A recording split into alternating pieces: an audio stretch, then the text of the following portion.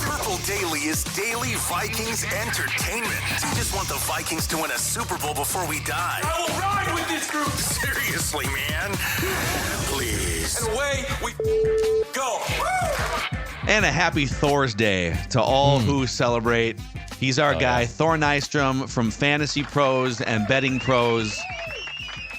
And it's a glorious week on the road to the NFL draft because it's pretty much pro day week. J.J. McCarthy and the Vikings are getting a private day or two with him. We had Jaden Daniels yesterday. And now today is Drake May Day, Thor Nystrom. Have you slept all week? Or you're just waiting throughout the night for these pro days to start? I feel like I haven't slept in a month, but it's a great time of the year, and we have less than a month to go, so it's really heating up. I'm just getting by on inertia at this point. That's a beautiful thing. Hey, what's your thought about what O'Connell discussed pretty in depth with some really interesting quotes this past week in Florida, Thorsky? What's your thought about the fact that I feel like we've graduated now from talking about pro days to, well, pro days are fine, but the personal workouts give us a chance to get the playbook in front of the kid, give us a chance to talk to the kid. I loved it, the O'Connell thing about taking the prospective quarterbacks out to lunch and just seeing how they operate in an environment that they like. How important do you think that part of the process has become? Because I will say this, I do agree the pro day is rigged to look good. The personal visits actually probably challenge you far more mentally and physically. For sure. It's like, when I used to live at home, I have a sister and my mom, they would make me watch The Bachelor, and the contestants, they would always want to go on the one-on-one date as opposed to the group date. They would always complain if they were on the group date because they'd say on the one-on-one date, you get to know the person a lot better. You get to make the connection a lot more. You get to see if you actually have a spark there. It ain't no different as far as the private workout with the player. You get to give them your playbook. Sean Payton mentioned they did the same thing with McCarthy. We sent him all the materials in advance. They're sending him the playbook, seeing how quickly he can synthesize the information from that playbook. Then they're going to be tossing him that stuff back, both on the whiteboard, and then when they get on the field. And then you also get to run them through all this stuff without the rest of the NFL looking over your shoulder. You get to run them through all your different concepts and different stuff like that. So you get to just go through it much quicker. And again, you don't have spies looking over and seeing how your connection with this other guy is. I will say, some of us on the show don't need, like some sort of qualifier to watch The Bachelor, Bachelorette. We just watch it on our own. I mean, it is. I feel like it's such an inexact science nailing starting quarterback evaluations, and we've talked about that process throughout the last few weeks. But you got to think that, as opposed to the combine, where you may or may not see someone go through all the drills, you may get 15 minutes with them, or a pro day where all the teams are there. Like, you're right. I like the analogy that you use because that's going to be the proverbial CEO of your 53-man roster. You want to find out. Are they socially weird? Are they what's their intelligence level? Can they hang in a conversation? Can they get up on a whiteboard and explain something back that the coach is dumping on their plate, right? Like, I would think that private time. Now, the question is, do the Vikings get that private time also with Jaden Daniels and Drake May? Because it's only been reported that they're going to get a lengthy amount of time with J.J. McCarthy, right? I think I have heard that they are going to work out at least 3 of those guys privately. Yeah. Okay. So, yes, they do. So, yeah, what are the things that we as fans and media should be looking for? Obviously, we're not behind the scenes, but what's valuable to you when you watch a pro day, Thor? The biggest thing for me is the quantifiable data that I can plug into my thing from the testing. But with the quarterbacks, I'm also interested in the throwing session. You're interested in the way it's put together, and then of course the throws themselves. Some of the ones we don't get to see, but some of the ones, you get to see on television. But, in the aggregate from all the players, I love that we get the testing data that I then get to plug into my sheets. And then Kentley Platt gives me the RAS scores, the athletic adjusted composites that we can do with all that stuff. So what, as we talk about this now, less than a month until the Fillmore first round of the draft, complete chaos. What is your sense, or what are you hearing about how these QBs are falling. I'm going to take it Caleb is one. He's going to stay one. But beyond that, as pro days occur, as we actually, and you more importantly, get information on how guys are testing, where do Jaden Daniels, Drake May, and JJ McCarthy, not in your opinion, but from the factual things that you're hearing, how do they fall right now? And have there been changes, big or small, in the feelings about those three? Yeah, I think so. Yeah, Caleb definitely won. That's your free spot on the bingo card. Right. But then after that, I think that's where there's been a change, right? Like heading into the process, there was a thought that you had a second free spot on the bingo card, which was Drake May. Taking a look at the betting board, I think is always gives a good idea of reality against, perception on this. We have now changed to a 3-horse race for the number 2 spot. And that has only been a change in the last 48 hours. I thought it was really interesting. The owners' meetings open up, and Tom Pelissero, our buddy in town here, he reports that he was going around polling an informal poll of different executives, not talking to Washington, but talking to other executives around the NFL, just informally. Who do you believe that Washington will select with the number 2 pick? And he said to a man, the majority of the responses he was getting back was JJ McCarthy. You saw then the odds boards change from JJ McCarthy went from either 20-1 or 22-1, depending on the book that you had looked at 48 to 72 hours ago to be the number 2 pick.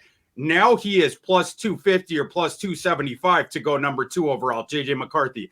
So the odds boards have totally shifted. Jaden Daniels now is minus 125 range. Drake May plus 125, and then you have McCarthy now very much in the mix at plus 250 or so. So it's a 3-horse race there. And then New England, and Robert Kraft, he was very open about this. I thought his comments at the owners' meetings were extremely telling, where they asked him about their intentions with the 3rd pick. And he said, if I put my fan hat on, I absolutely agree that it would be we just stick and pick a quarterback. But you guys have to understand that there's more things going on here, and there's a whole bunch of teams that are offering a whole bunch to move up and different stuff like that. And we have to listen to those offers. And if there is an offer sufficient enough to move down, I'm going to trust my football people as far as that goes. So I think that's what it is. I think we got a true 3-horse race for the number 2 pick. And I think New England, it is going to come down to, will a team, cough, cough, the Vikings, meet our asking price for the number 3 pick? If they do, that will consummate a trade. If not, they stick and pick the quarterback, and then the Vikings would move down to talking to the 4 and 5 team. Do you think, well, actually 2 questions for you. Number 1, how does it feel to be the guy that bought JJ McCarthy stock? It's like if you bought Amazon stock in like 2001, you're like, this is great. You bought JJ McCarthy stock, sports stock, at the very early stages when he was going in second rounds of mock drafts, and now he legitimately might go number 2 overall. So take a victory lap, Thor Nystrom. Congratulations. Thank you. Yeah, I feel like Biff Tannen getting the sports almanac out of Marty McFly's car, or whatever, and then being able to bet it. Except all it really was watching Michigan down the stretch live last year. And watch. But yeah, McCarthy is who he thought he was, and the NFL appreciates that ability, and he's going to be going very, very high. My second question to you is, can the Vikings go wrong? Let's say whether they're trading up or whether maybe they could be trading up to 3 or they could be trading up to 4. But if they find a way to get Jaden Daniels or Drake May or JJ McCarthy, is there a wrong answer for the Vikings on that set of options, or are they just sitting really well if they get any of those 3 in your mind? I would answer that with a shade of gray. There's not a wrong answer as far as one of those 3 guys goes. I think they're all really good prospects, and they all deserve to go in the top 5. I think the only wrong answer would be paying too much. The only shade of gray that I would put on there is it's the same thing as with Cousins, right? You and Kwesi mentioned this as far as that negotiation goes. You in any negotiation, you have to have a price where you're willing to go. And if the price of that asset becomes too much, you have to be willing to walk away. That's any market, that's any negotiation, that's any asset.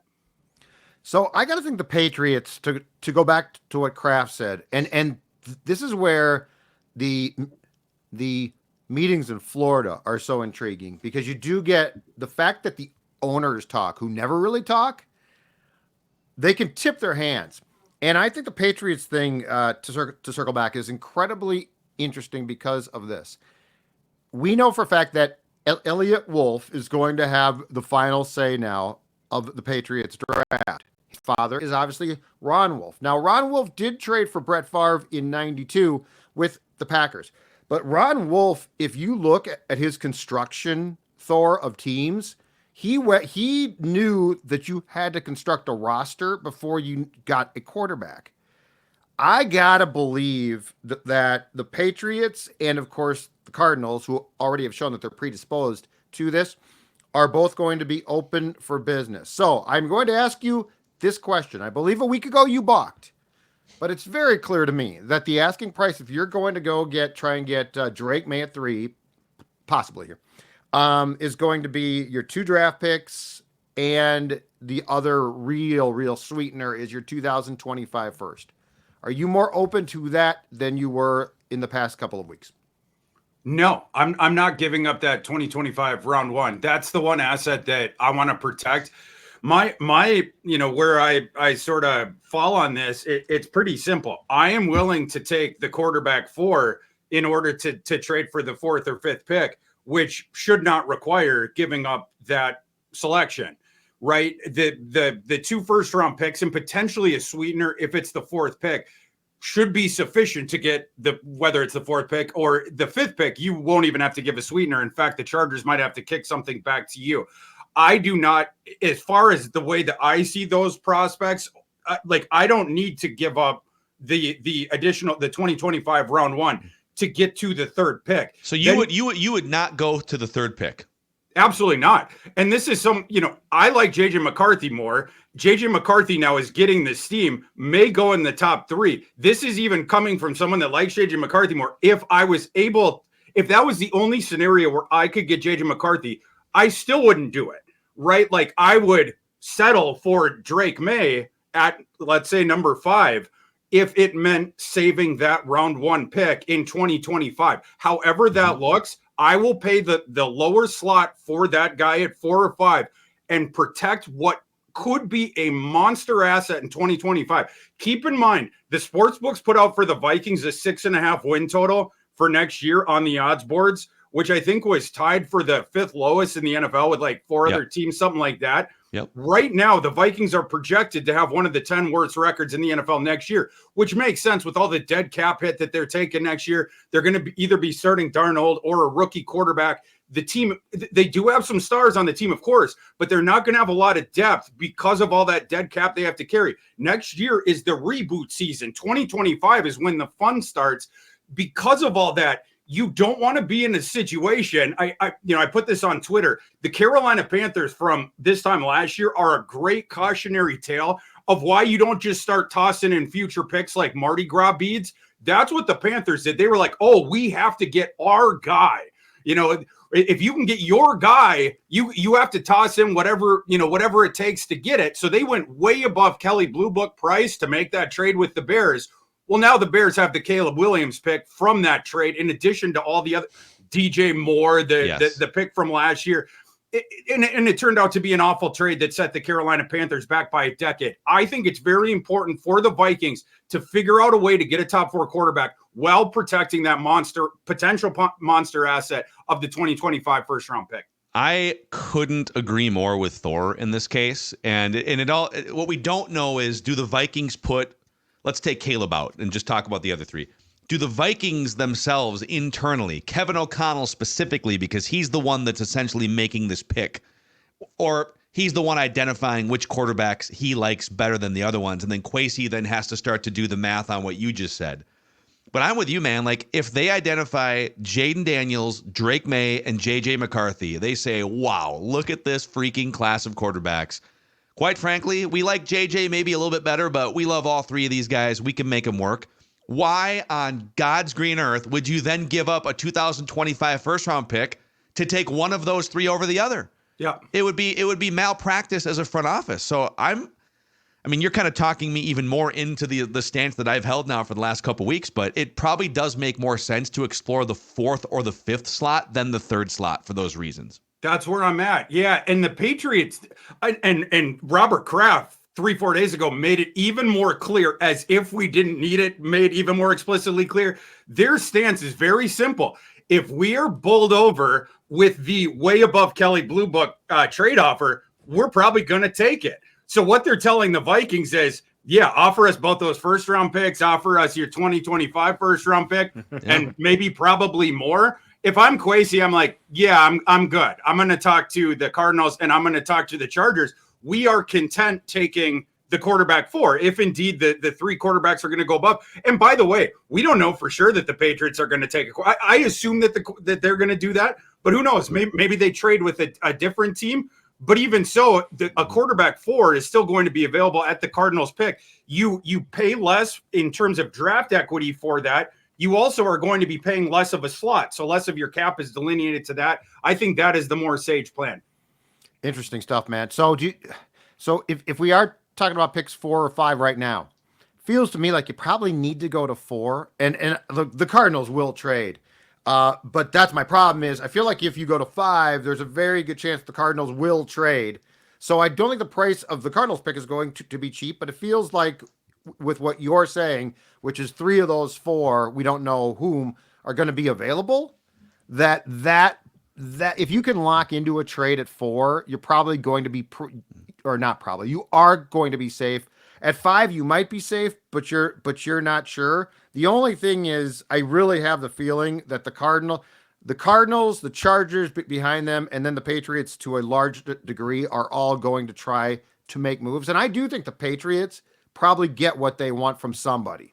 Let me add something to what Judd just said. You could trade into the 4th slot tomorrow and be fine. Right, because you know you're going to get one of those quarterbacks. If you like all 3, but you can't trade into the 5th spot until the 5th spot is on the board. Correct. Because if you trade into the 5th spot tomorrow, the Giants can be like, or anyone can be like, oh wow, this is great. We'll just move right ahead. Let me just scoot past you there, Vikings, and you'll be screwed, and you won't get any of the top 4 quarterbacks. Yeah, and there was an underrated, extremely positive development for the Vikings that occurred yesterday at a pro day that Jaden Daniels was at, although it didn't have to do with Jaden Daniels, which was Malik Neighbors going absolutely ballistic during his pro day workout. Malik Neighbors, a guy who did not work out at the combine. Roma Dunze did, and Roma Dunze worked out well better than anyone thought and proved that he was a stud athlete. Malik Neighbors saw that and was like, all right, hold my beer. I'm going to go, because people were poo-pooing his athleticism. He's like, screw that. I'm going to go out and I'm going to prove that I'm a ridiculous athlete. That's what Malik Neighbors did yesterday.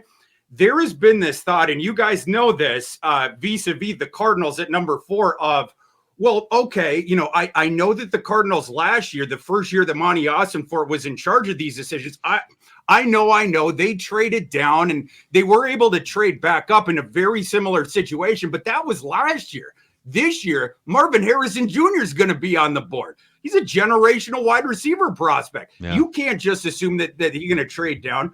But with Malik Neighbors having proved, Malik Neighbors' tape is absolutely ludicrous. I mean, that guy is a flying Ferrari on the field. Now he has proven that he's got a jetpack in real life. Like, the guy's a friggin' superhero. Roma Dunze as well. I've mentioned to you guys when we've talked about those guys before, those two would have been wide receiver ones in most of these wide receiver classes that we have going back last 5-6 years. Just if Marvin Harrison wasn't in this class, I think if you're Monty Ossenfort, even if you're zeroing in on wide receiver, which would make sense, their wide receiver room stinks.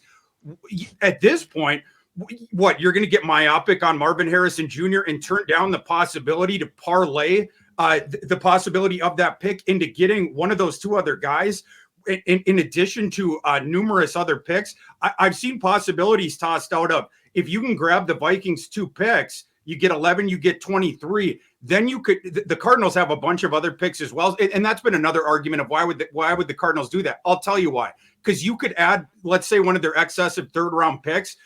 and you toss that in with 11, then you could get, for instance, number 8. You could jump Scoot ahead of back that. up. Yeah. Yeah, you could jump ahead of the Bears. This is exactly what Monty Ossenfort did last year when he traded down. Then he traded back up because the guy they wanted was Paris Johnson. If they could get one of those top 3 receivers and come out with extra picks, it would be a bonanza of a day one for them. Yeah. By the way, everything you just said, same thing for the Chargers. But I would also wouldn't be surprised with what Jim Harbaugh loves to build trenches first. Yeah. And our guy Alex Boone played during those San Francisco heydays, played for Jim Harbaugh. And Phil, the only 2 position groups in this entire draft class that are better than quarterback, offensive tackle and wide receiver. Yeah. And those are the 2 that those 2 teams need. And either one of those teams could scoop back toward 11, move back up, and still get. I mean, hell, dude, the Chargers could trade back and still get Joe Alt with, and they could move back up if they need to as well. So, but if not, Fuaga, Fatanu, the kid from Penn State. I mean, you have all kinds of offensive tackles, and then even at the top of Friday, there's going to be starting offensive tackles there. So, I mean, it is a very deep position group, as is wide receiver. Yes. What's the race? So if we know that the Vikings are clearly probably trying to get to 4 or 5. What's that race like? It's the Vikings, it's Denver, it's possibly the Giants to go up a couple spots, but they're at 6. Like how many credible threats, Thor, do you think that there are here? Because that's what's going to, at the end of the day, drive the price. Like you can go to the trade charts all you want, but at the end of the day, it's if you got 5 teams trying to get 2 picks. It's going to get incredibly competitive. So Denver, maybe the Giants trying to go up, the Vikings Raiders, for sure. Raiders the Raiders is a good one. Yeah, what's the credible threat list like for this? I think if it's like like the risk assessment, like on the chart that the government puts out. That's what I'm saying. Yeah. I think Sean Payton, our arch nemesis, our arch rival in Minnesota. I think he's the red alert. Exactly. Okay. That's the guy you're watching out for. And speaking of the owners' meetings, they asked Sean Payton about the trade up possibility, and he's like, "Oh yeah, we are looking to trade up." Like he wasn't even hiding his cards on it. Nope. So he's the guy and that organization is the one the Vikings have to watch out for. I would put the Giants at like mid assessment level. They are the one where if one of those if the at 4, let's say the Cardinals, if they don't have a great offer from the Vikes or the Broncos, like the sort of the Godfather offer, that's where I could see them with the Giants like, oh, we'll take just a little bit, and then we'll bounce back 2 spots, and then we'll take a Neighbors or a Dunze, like, our preference of those 2 guys. But the Giants, in some ways, they played themselves in terms of this idea of trading up because they already gave up all that equity to trade for Brian Burns. So for them, you have to give up ancillary picks. They're not going to trade their first round pick next year to trade up 2 spots. Right. So it's no question. Yeah, they're in a weird spot with that. The Vikings can trump any trade offer that they have unless they would do that, but that would be ridiculous. Mm-hmm. Well, boys, let's spend the last 20 minutes here with Thor here on this Thorsday, and we'll get to a random Viking of the week as well when we say goodbye to Thor. Let's do a mock draft simulation with everything we just talked about. And we're gonna give PFF a chance to make amends here for the first time in 3 weeks. It looks like they've righted their algorithm more aligned with what the public and the mock drafts are saying. So we'll do all of that here in a second. But Judd already mentioned it. We are so excited for April 25th at the sold out Fillmore in Minneapolis for the 3rd annual Purple Daily Draft Party. Sold out, but on Wednesday, April 3rd at 10 a.m. Central Time, we are going to make 20 VIP tickets available at scorenorth.com/party. So it's a small amount. We're trying to work with the venue to get a few of you that didn't get tickets the first time around in the door. So 20 tickets, VIP tickets. They're $100 a piece. You get a Score North beanie, a meet and greet with the show beforehand, food and drink vouchers. It's scorenorth.com/party. Wednesday, April 3rd at 10 a.m. Central Time to get those VIP tickets. We've also partnered with Element Hotel right above the Fillmore for a 15% room rate discount. And that offer is valid April 25th through the 28th. So the whole weekend, you can get that 15% discount. For that discount, it's scorenorth.com/hotel. Scorenorth.com/hotel. Hotel. And a shout out to our friends at Crybaby Craig's Gourmet Hot Sauce. Man, that's my favorite hot sauce. Great stuff. Yep. Same. Oh, they've jumped on board as a sponsor of the draft party, and all VIPs in attendance will get a free bottle of Crybaby Craig's. So let's rock and roll. Beautiful. Also, a shout out to our friends real quick at Federated Mutual Insurance Company. Gentlemen, Federated's been around for over 100 years. If you're a business owner and you don't have a game plan in place to stay focused on safety and preventing claims, make sure that you let Federated game plan it for you. They offer customizable lineups of industry-specific coverages and risk management services to help you continue your winning streak as a business owner. Federatedinsurance.com, where it's our business to protect yours. I want a mock. Okay, boys, you see it on the YouTube screen. We will navigate the audio audience through this. We're going to be the Vikings at 11. We'll see if we can squeeze in 7 rounds in 15 or 20 minutes here. Slow speed to start off with. We'll enter the draft room here, courtesy of PFF. And Thor, so let's start it. We'll see what happens with the first 2 picks before we make any rash decisions. Okay. Is that fair? Yep. Okay. So the Bears are on the clock. The Bears select Caleb Williams. The Commanders select Jaden Daniels. So would you like to, per our conversation, see what the Patriots do, and then maybe we trade into the, like, if the Patriots take a quarterback, then we engage the Cardinals at 4. Yes, right? that's exactly what I'd like to do. Robert Kraft is asking for too much. So go ahead, Robert Kraft and company, your new front office, new coach. And Okay. they wind up taking Drake May That's with fine. the 3rd pick. That's okay. All right, we'll engage with the cards here. Okay, so we'll float the 11. We'll float the 23. Should we get them to maybe kick something back here? Sure. Yeah, let's take something back. Maybe the We're not the robbing them. 104. Yeah. Or maybe Yeah, hey, why not? What about the 90? Would they kick that 90? It says they'd kick the 90, dude. The 71. They're kicking the 71. Yeah. I don't. Boy.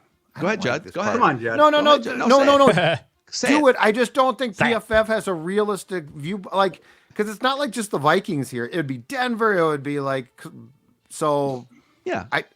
I don't think the trade would be nearly as favorable as PFF allows. Well, they're us to be, letting but us. That's fine. They're letting us kick back the 66. So we'd be just swapping the 11 See and if we can 23. get 27 too. Take our first 2 rounders out. See what happens. I agree with Judd, but I think we could get a 3rd round pick back, don't you? So Yeah. they get Let's take it back. Sure. they get 2 first round picks. Yeah. We'll take the 90 back. Does that work? Yep. We're Okay. leaving stuff on the table, but we'll do that for PFF. Okay. Do you think in real life, Thor, that you'd get a deal like this where you give up the 11, the 23 for the 4, and they'd kick in the 90 or something higher? I think it's the 2 first rounders is going to be sufficient there. It would just depend on the market, depending on the rest of the deal. Would they kick in a 3rd to get that done? They would have to have no other trades on the board, offers on the board, but maybe. Here you go. By the way, they just accepted our offer right there. JJ McCarthy, you are a Viking. Come on down. Or is do we running. take Marvin Harrison Jr. and Nope. and let Sam Darnold run wild? No, It's okay. McCarthyism time. Goodell's hugging him right now. I love how Just getting a big PFF Roger makes Goodell us hug. scroll way What down is- for JJ what? McCarthy. Look at Yeah, this. still a bad ranking by PFF. They're going to kill us on the grade, but I don't care. So we're taking JJ McCarthy with the 4th overall pick. Nice. There he is, your quarterback All right, of Thor. the Thor's day is future. made. We got it. So our next pick isn't until the 90. I'm going to speed this up a little bit so we can fly through. So let's just let it run through until the 90th pick, and then we can see who's on the board. But that gives us a day 2 pick, right? We don't have a day 2 pick, so we get the 90, plus we get the 108, the 129. So you wind up with J.J. McCarthy, and then 3 picks before the end of the 4th round. Guys, like, sign me up. I love Oh. that. Oh God, if you can get that trade, yes, 100%. We're cooking So- with gas. So here's what's left here, Thor. You can, I mean, obviously we could still use interior defensive line. We could use cornerback help. Looks like Renardo Green is the number 1 ranked cornerback here on the PFF. But you tell us what you want to see. Let's see. We're going to be looking for defensive line, edge, obviously interior offensive line. So those positions. I can go. Let me go interior defensive line here for you. Okay, yeah. Okay, Oh, Michael Hall Jr. Michael Hall did test well at his pro day. Judd wants to know how big he is. Yeah, 6'2", 280. He's not that big. He's very small. He's on the smaller side is one thing, but he is very active. Do like that. He would help out the interior pressure, which is one of the defense's big issues right now. Let's check out the edge rusher and then interior offensive line before we make a call on him. Okay. Just see what we got in there. All right, we'll check out some edge here. Javon Solomon from Troy. Undersized guy. Yeah, I don't like any of at this point for those guys. Okay, and then interior offensive line you want to see? Yeah. Oh, well, I like it. Well, I like all those names at the top of the board there. Dude, Mason McCormick is a great offensive line name from South Dakota State. Yeah, it sure Mason is. McCormick. Yeah. Mustache, right? Just gotta have a mustache. Maybe running power. Let's go. Yeah, and McCormick tested as a stud athlete. Bo Limmer tested as a stud athlete. Mahogany and Van Pram have been really good for a while. BB's really good. There's a lot still at interior offensive line. I think we take Michael Hall this time. We pick again in 18 picks. There still should be a good interior offensive lineman in 18 picks. So I think we take Michael Hall here, and then we'll take the interior offensive lineman with the next pick. Okay, so Michael Hall Jr. is our pick here at 90. And then it's going to speed through to the 108. We'll see what the board looks like. So we're now into the fourth round here. And I'll throw they erase the categories here. So we'll go interior offensive line. We'll throw edge. I'm going to throw cornerback up here too, just so you can see what the cornerback board looks like. All right. You got all three positions here on the screen. Oh, my boy Cam Hart's out there too. You guys know it's hard for me to turn down Cam Hart. Always been a Cam Hart fan. Yeah, I know that. Dude, there's a lot of these guys kind of between, in terms of the ranking here on the big board, between 100 and 130. So there's. All right, we gotta pop Cam Hart here, and then hopefully there's the interior guy. The next one, I can't help it. Cam Hart's got. I love that term. Pop. We Cam got Hart, pop by the him. way, That's 6'2", 207 pounds. He's pretty big, lanky cornerback, right? Tested well, was a stud last year. Stud. He tested as an 89th percentile athlete. Okay, so we're back on the clock here with the 129. I'm going to throw interior offensive line. Hopefully we didn't wait Oh man, all Michigan guys here. might have missed it. Might have missed the window, but I had to get Cam Hart. Just go down just a little bit. Okay, well, I do like Bortolini. More confined to center with him. Norzad as well. We can get him later. He's the 212th ranked guy here. Yeah. Yeah, we did kind of miss the boat here on the. I guess we could have traded if we were like dragging this out for a longer time. We probably could have just like paused and traded back up, obviously. But yeah. Zinter is good, but Zinter's hurt right now. Got hurt at the end of last year, so that would be one where you get a little bit of a discount, but you'd have to wait on it. I'm good with that. Yeah, he's a good player. Yes, dude, 6'6", 322, and he just chills for a year. You got Brandel at left guard. You got Ed Ingram for another year. Yeah. I mean, if that's, I'm gonna just you can see the rest of the board here. We're kind of in halfback territory, running back. My boy Cedric Gray again. Yeah. Christian Boyd, Northern Iowa, 39 bench reps. Oh yeah. Nice little day for him. Let's take Zinter just so we can knock one of those out. He's a good player. All right, and then the 157. I can pause here, by the way, so you can see. Well, we can't look at the board, can we? That's the other flaw with this. It doesn't show us which players are available, so I guess we'll just keep going. See who's there at the 157. Okay, back on the clock. Oh, Theo Johnson. Theo Johnson, your big tight end. Yeah, you want a tight end with Hawkinson out for an undetermined amount of time? I'm good with Theo Johnson. Yeah, incredible athlete. Let's take him. Yeah. So Theo Johnson, for the audience here, he is 6'6", 264 pounds. What's his RAS score? 993, which means he tested as one of the great athletes who has ever entered the NFL. And by the way, that was on all the tests. He did every single test, 4.57, 40. He did the 3-cone. He did the shuttle. He had almost a 40-inch vertical at that size. Just a ludicrous athlete. I don't know how Penn State always churns out these ludicrous athletes. I don't know what they're doing there at State College, but they always churn out just absolutely ludicrous athletes. By the way, Joe Milton, quarterback Tennessee, is the number one player on the board here. Was he the one that threw an 80-yard pass and did a backflip at his pro day this week? Yes, and also ran the 4.5. Yeah. I want to see him do that in a game. Just launch an 80-yard bomb down the field to Justin Jefferson, do a backflip. You thought the Dante get your roll-on celebration was great. How about Joe Milton? He's got a bazooka. Unfortunately, you don't know where the ball's going when it leaves his hands in game conditions. The only problem. It's half the fun, Thor. Yeah. So we definitely need, well, we've drafted cornerback. We've drafted defensive interior. Yep. We definitely need a running back still. Running back wide and linebacker, receiver, right? And a wide receiver. Would those be the three? Yeah, let me throw these up on the board here. You like that, Dylan Johnson? Let's Luke McCaffrey and Tracy. I like and Vidal. Man, those are three of my boys right there. Well, that's okay. Well, let's get them both, dude. So let's get, because we pick at 177. Let's grab one of them now, pause it, trade up, and get the other one. Okay, done. Yeah, let's take McCaffrey now, because there still is both those Tracy and Vidal are both like my two sleeper running backs that I'm a big fan of. Okay, so Luke McCaffrey, Bloodlines. We're gonna pause. Okay. And who's still? I hope we didn't miss out on somebody there. Nope, Joe Milton.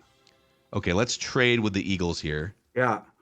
So we want the will 172. They take 177 and 230 or something like that? It says no there. Oh, you have to toss him 177. Yep, go to 177. Oh, yeah. The 177 and the 232. Yep, they're in. Go. Okay. Cool. Yeah. Okay, we'll offer that trade. And we're back on the clock. Sweet. I'll throw all the running backs on here so you can see them. Here we go. Yeah, Tyrone Tracy. So Tyrone Tracy, I rank as the number 5 running back in this class. Like I said, he's my favorite sleeper in this class. He was an Iowa receiver earlier in his career, the first 4 years. Extremely physically gifted. 5'11", 205 pounds, 977 RAS. The last 2 years he transfers to Purdue. They switch him to running back. Last year, he really opened eyes with his tape as a running back. They didn't use him very creatively as a receiver. I think that's the area of his game that's going to jump up at the next level. We already know he can catch the ball because of his background. But the running tape, he was accruing explosive runs at a ridiculous rate for the dead-end team that he was on. I think when people start watching his tape, he's going to open eyes and rise here in this last month heading to the draft. But like I said, he is number 5 on my board. And he had a great RAS score. What was his 40 time? His 40 time was 4.48, I believe. 4.48, 4.47, something like that. Another thing, too, to account for is now that the NFL has radically changed the kickoff, correct me if I'm wrong here, but the way that kickoffs are blocked now, it's much more like a standard running play than a kickoff return. I mean, it's like you're going to have teams on the kickoff blocking unit running like zone run blocking schemes, right? You're going to be running plays. It's a great point. Yeah. So you're going to want a running back that has some vision and some experience being an actual running back. And this is what Tracy does. He's a wide base slasher type with really good agility, and he sees those cutback lanes. So, and by the way, returning last year, it was the first time he'd ever done it. I don't know why Kirk Ferentz hadn't put him out there. He returns a touchdown last year for Purdue, and on a per return basis was very, very good. That's something in year 1, right from the get, he should be able to do in the NFL. Because he's Kirk Ferentz. That's why, Thor. I try not to bag on my boy Ferentz too much, but you might not be wrong about that. He deserves it. Okay. Yeah. And so our last pick here is I think you boys know where this is going. Phil, please go to the punters. Yeah. Sorry. Punter. Hey, I always forget. Can let's also throw kickers up there. Okay. I got all of special teams here for I got a sneaky suspicion they might take a kicker. Torrey Taylor is still sitting there. Judd, I have to take Taylor. I mean, I'm fine with it. Next time we'll keep the extra 7th rounder to take the no kicker. No faith in John Parker Romo? Come on. No faith? It feels to me like they're going to take I think they're going to draft one special teams guy. I think they're going to take a punter or You boys, a you kicker. boys want to trade back and see if we can get one other pick and then take our kicker? Okay, let's do it. If we can get another 7, hey, I'm down. We could take Cardi or Little or Reichert. Okay, so there's three teams interested in trading with Can us. Can we get 237, 238 for 230? So 237. So you're Looking saying for the Bengals there? Yeah. Get both of these from the Bengals? Oh, come on. It says it will not be accepted. Why? Why would they not? They want to they want to trade. What? Yeah. I guess. Oh, so what if it was like a future? Okay, we'll get a 7th round next year. No. Well, no, because and we don't have a 7th rounder next year to trade them. Yeah. See if there's another team with we're out. later Hang ones. up the phone, Phil. Okay, what about the Packers at 245? So we be getting the 245 to 255. It says it will not be accepted. Okay, just forget about it. I'm Screw it. done with Screw these 'em. teams. Yeah, I'm done screw with it. these teams. We're Hang taking up. the punter.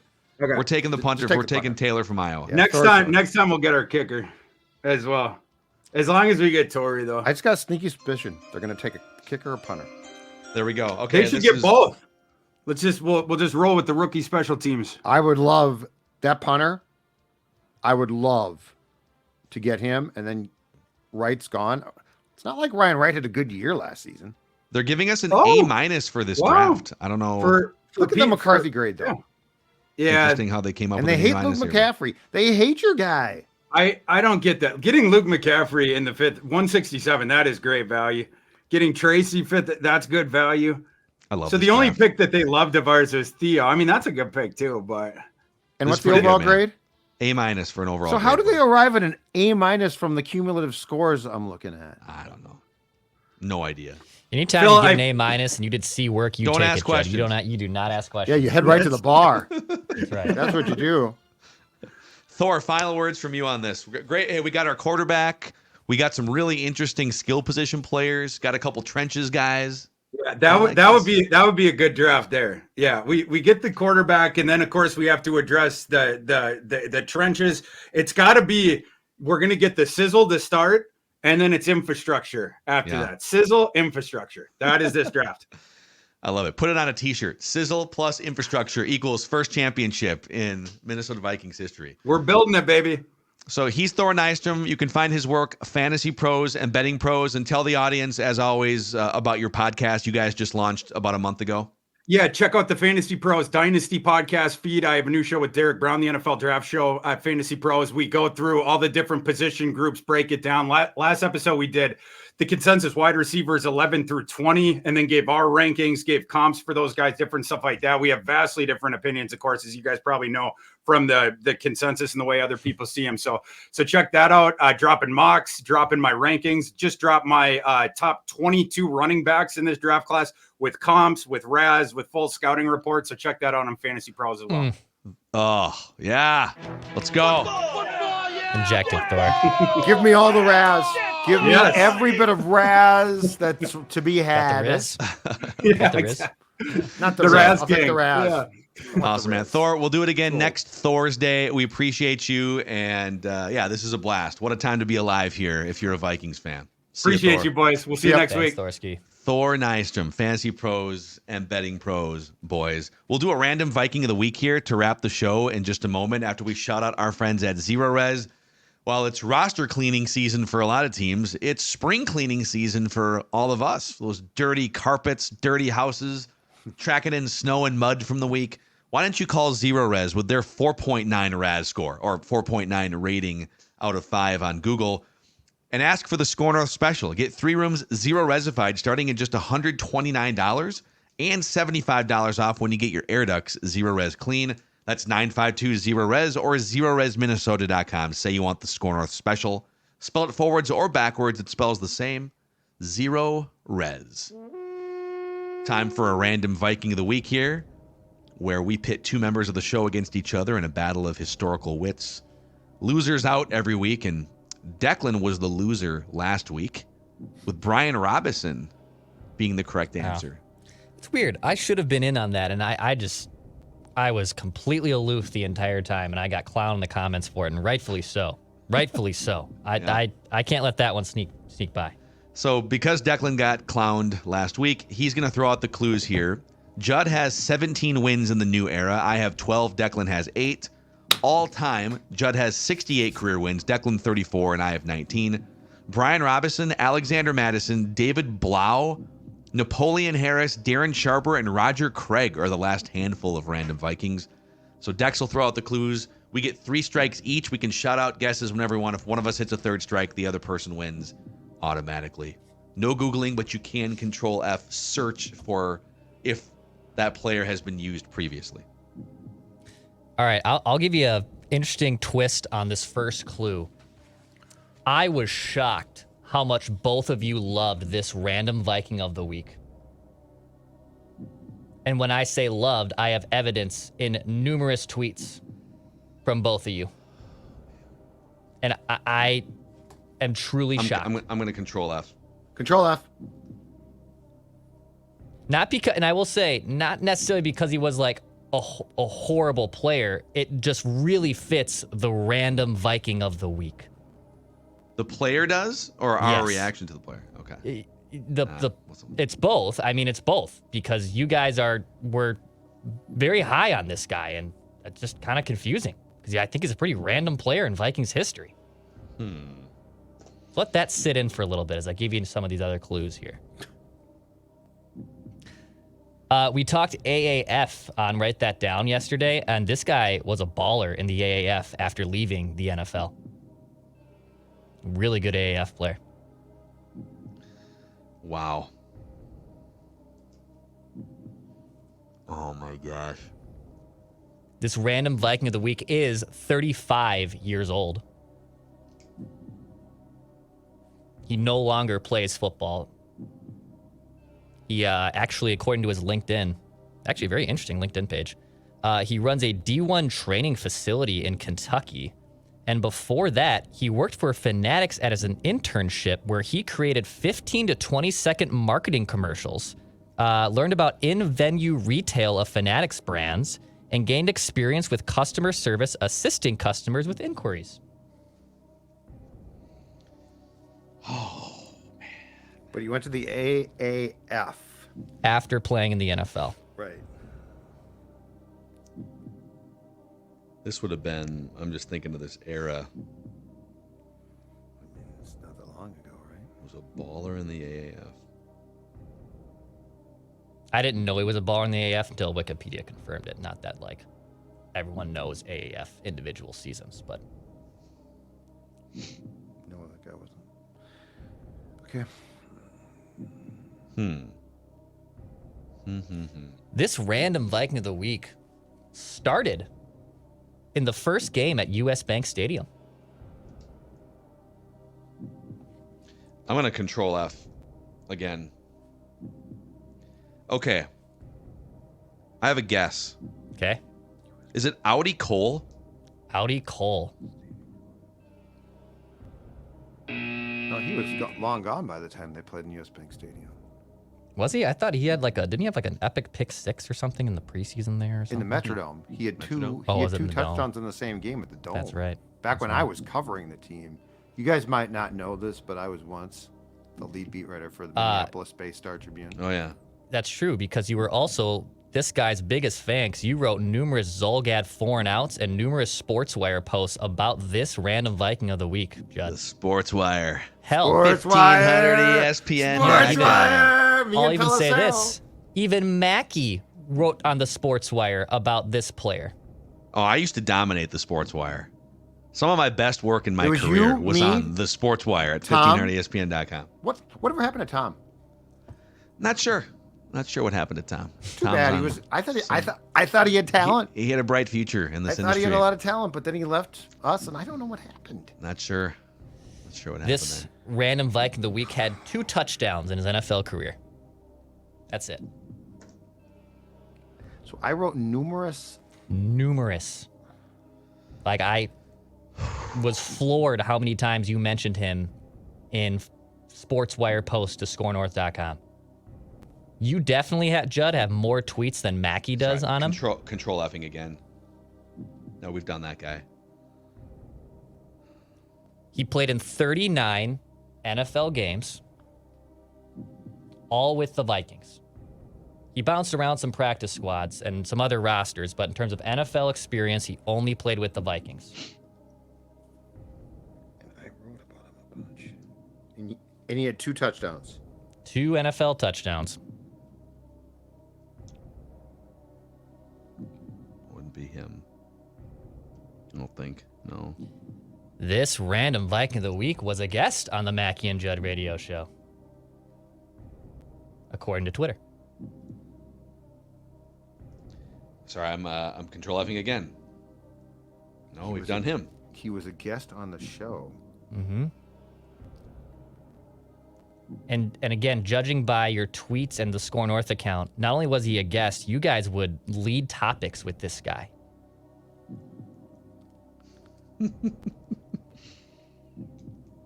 And I'm truly floored. And so he was. Well, we were pretty desperate at the time, Declan. That's also true. You might not be aware of. You might not be Oh, aware. no, of the I was aware. We're desperation doing 16 trying to get segments a people to day. hammer. was aware. So before you clown us about our aware. time on 1500. Okay. I remember the 3:45 wake ups. Yes, I Da-da-da-da-da.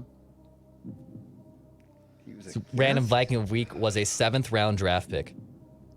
So he's like teammates with freaking Boone and Cyril's. Yep. What round was he? 7th? 7th round, he was teammates with Boone. Gee, this is okay. This is obvious. Okay. Here comes the train. Train's coming through St. Louis Park right now. Is it? No, it wouldn't be him. Would it? Judd, do you have a guess? I'm waving to the conductor right outside my door. Okay. But you said he was a baller in the AAF. How would you? I was gonna guess an offensive lineman. He led the AAF in a pretty prominent statistical category. So it's not an offensive lineman. No. It is a skill position guy. Oh.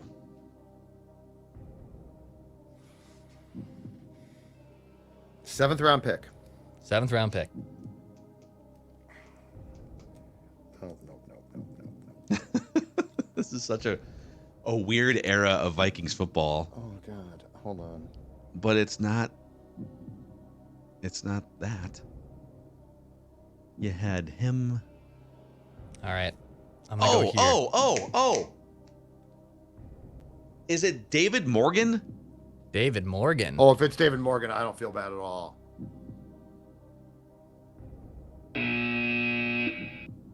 Hold on, I might have a third guess. I might just light this one up. I have another guess, but do I want to just be done or no? I gotta go talk to Chip. So if you've got a third guess, Okay, give one clue and then I'll end the game. All right. This random Viking of the Week caught passes from Christian Ponder, Rhett Teddy Ellison. Bridgewater, Sean Hill, Sam Bradford. Rhett Ellison. So Judd wins by default. Judd, do you have just any guess at all here? Okay, I'm guessing it's a receiver. Yep. Okay. A 7th round receiver. Was not drafted by the Vikings. You actually Oh. clowned the Packers for passing on this guy and giving him to the Vikings, according to a tweet. Oh, that's the former me. I'm much more. Oh yeah, positive now. totally. I don't know who. Charles Johnson. You guys have tweets loving Charles Johnson. And he had a my little God, pop-up dude. 2014 season. He was fine. Wait. But you guys have tweets.